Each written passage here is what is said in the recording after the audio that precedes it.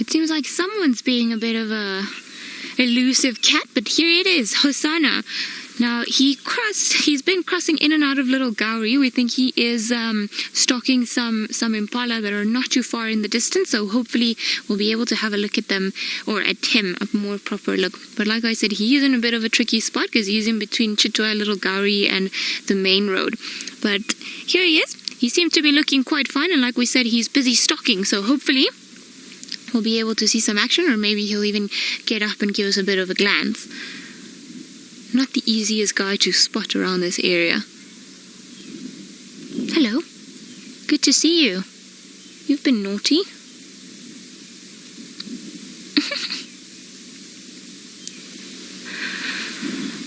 He crossed from our side, and I'm sure he's been looking for food because he was missioning, and just like we saw with Tristan the other day, doing that leopard walk, going very, very low. Now the other, or the impala that we're looking at, they're not too far from where he is, but they're still further south.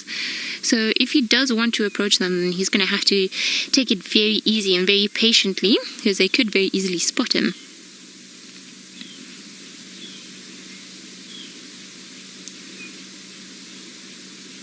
Hello, boy. Good to see you once more.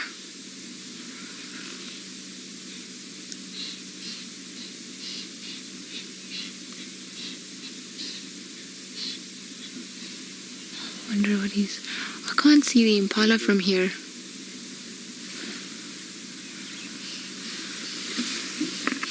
Sammy Jane, you're saying your favorite leopard.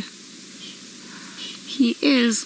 I think he might be one of my favorite. Oh my god, that's a very rare vulture. Do you see that vulture there? Sorry guys, like I know we're looking at Hosana, but up there we've got a white-headed vulture, which is quite rare around this area, and we don't see them all that often. That's amazing. And the only reason why we found him, or why we saw him, is because there are so many birds calling around it. How's that? That's incredible. The white-headed vulture. Another one for a list of vultures that we get around here, and I think it's my first time to see it up here in the Sabi sand. I saw it first in the south, but oh, this is such a good find as well. Sorry, I just want to grab the book so that I can show you why it's a special vulture.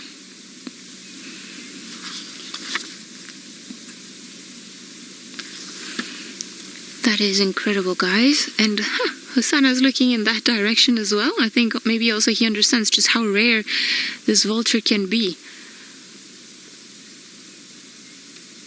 Very exciting times ahead. They're normally in pairs, so I wonder if perhaps the other one is not somewhere around here as well.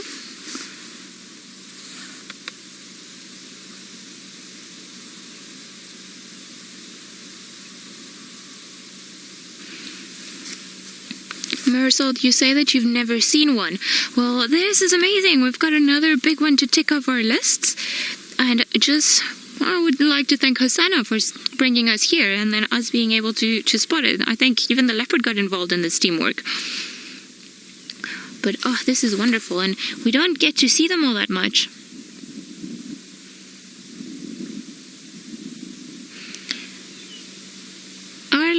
You're wondering how big it is, so it's about 92 to 96 centimeters according to the book, and it's currently classified as a vulnerable species by the red list of the IUCN. So it's also defined in the book as an uncommon resident. That's a very pretty pair of putting it. So we are looking at something that's very, very special. A leopard that led us to a vulture. That is great. I think that's been an incredible find. And look, our very good boy Hosana's still there. Hasn't moved that much. Yawning, are we? I think maybe he's been walking for quite a while during the night. Maybe that's why he's a bit tired now and not wanting to approach those impala just yet.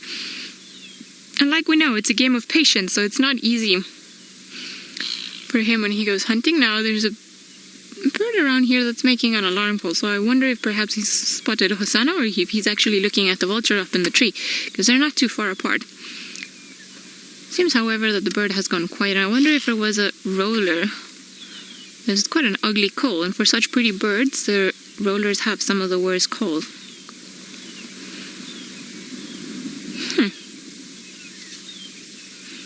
It was a roller.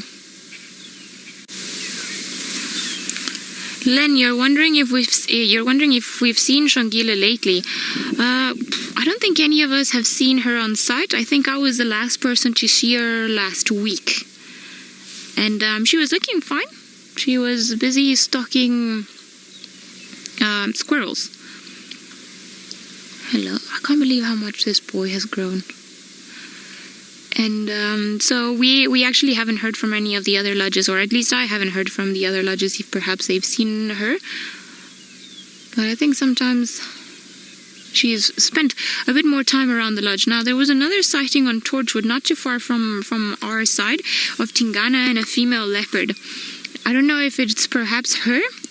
Unfortunately, we can't go to that sighting because it's in an area that we cannot traverse with, but they're not too far from here.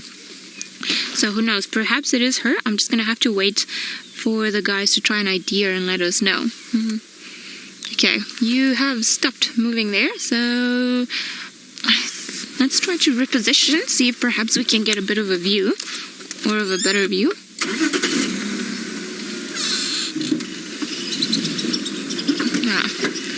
There's a squirrel now that's only caught up to the fact that there's a leopard here. Oh, and look, he's moving now. You gave it away, squirrel. Don't push him. So I'm sure you guys can hear the squirrel alarming. And there he goes. Oh, no, boy, don't carry on walking in that direction.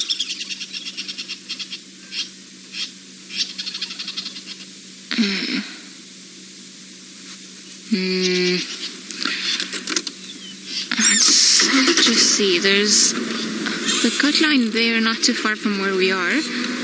So maybe we'll be able to pick him up there. But if he carries on walking in the direction that he is, we might not be able to keep up with him any longer, because he would have crossed into another property.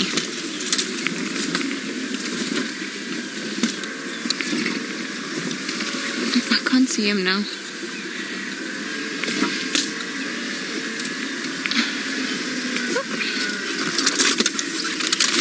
I'm being attacked.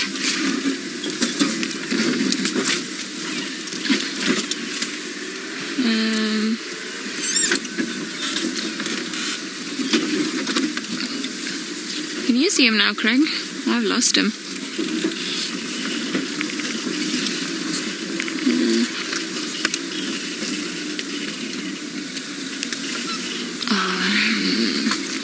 I think he was walking along here.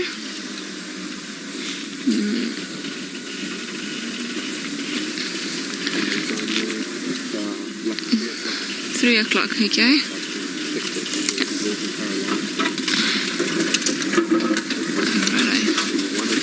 Yeah.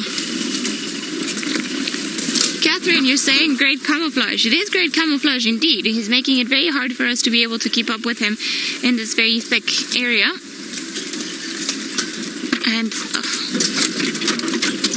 I think this is as far as we can go, and he's carried on walking. Let's see if maybe we can have another glimpse of him, but like I said, we are unfortunately in the cut line. So if he's carried on moving in that direction, then he's crossed onto an area that we can't really follow him into. And I think he has, by the looks of it. There he is. Let me just go slightly forward. I think there's an open gap here. There he is. He's carried on walking. Now, who knows? Maybe his travels will bring him back onto the main road. We're not too far from the main road, so I'm hoping that maybe he's going to come back up. Ooh. This seems to be a bit of a tough one. Alright, well, I think we are unfortunately going to have to leave him, because it doesn't seem like he's going to come back this way. And like I said, we are on the cut line, so we can't really follow him anymore. But good to know that he's been around. At least we had a bit of a glimpse of the prince himself, and we know that he's doing just fine.